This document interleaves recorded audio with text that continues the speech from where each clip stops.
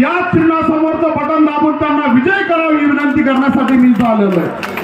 मित्रांनो, आता शिवप्रसाद भाऊंनी सांगितल्याप्रमाणे या शहरामध्ये ताई मागच्या 5 वर्षात भारतीय जनता पार्टीची सत्ता इथं आली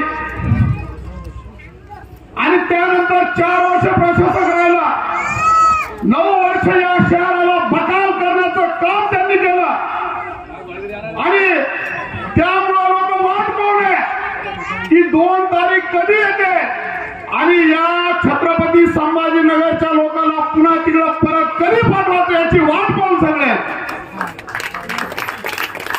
त्यामुळं आज या शहरातल्या अनेक प्रश्नाबद्दल त्यांनी बोलले।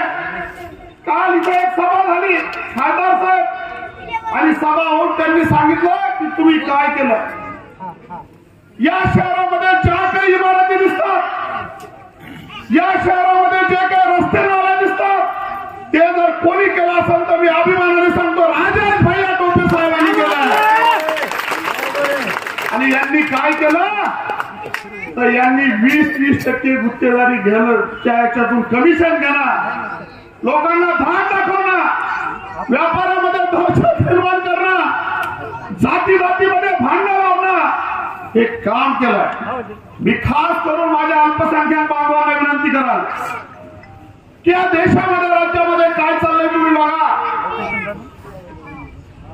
आणि हे उमेदवार जे मागच्या काळात आपल्यासोबत महाविकास आघाडी सोबत राहत होते, परंतु ते घाबरून आता जातीवादी भाजप सोबत गेले, त्यांना त्यांचा धडा शिकवा आणि त्यांना कळू द्या की तुम्ही इतक्या दिवस जे निवडून येत होता ते सेक्युलर विचार स्वतः म्हणून निवडून येत होता, तुम्ही विचार बदलला, आम्ही तुम्हाला बदलल्याशिवाय राहणार नाही हे त्यांना सांगा। आदरणीय खासदार साहेब, आज 26 नोव्हेंबर आहे, आज संविधान दिन आहे।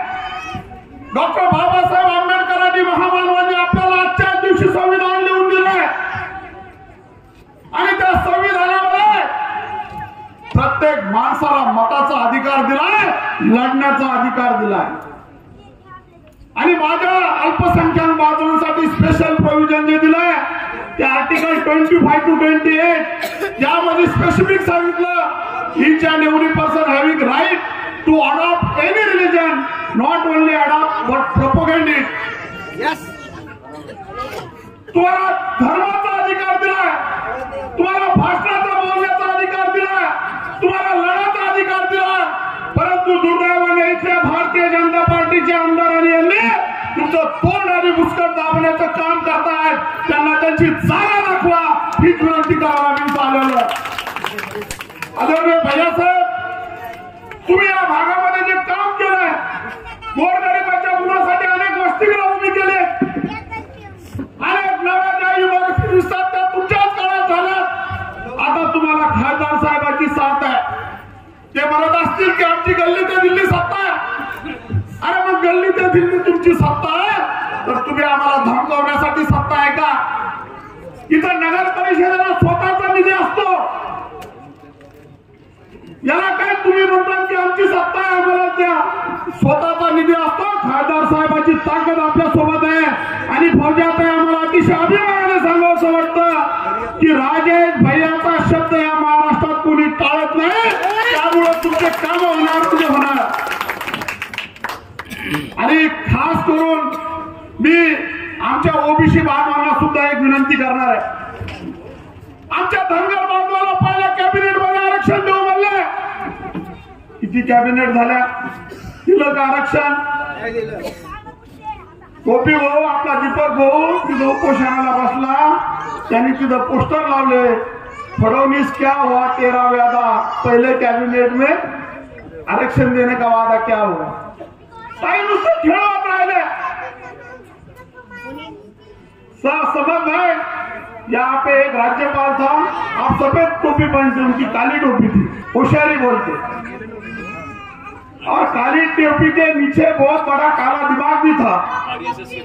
गोपी, ज्या माँ सावित्रीबाई फुलेंनी आपल्यासाठी शिक्षणाचे दरवाजे उभे केले, फातेमा शेखला सोबत घेऊन मुस्लिम समाजाची महिला शिकली पाहिजे,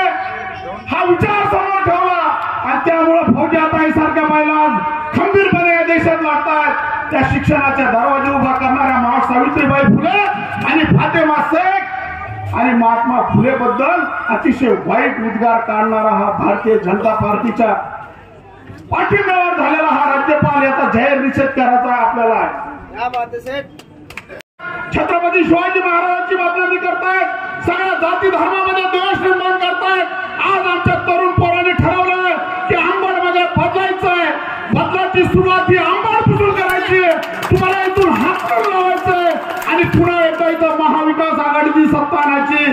खूप सगळ्या लोकांना बोलायचंय, त्यामुळं तुमचा आणि प्रमुख पाहुण्यामध्ये वेळ घेत नाही.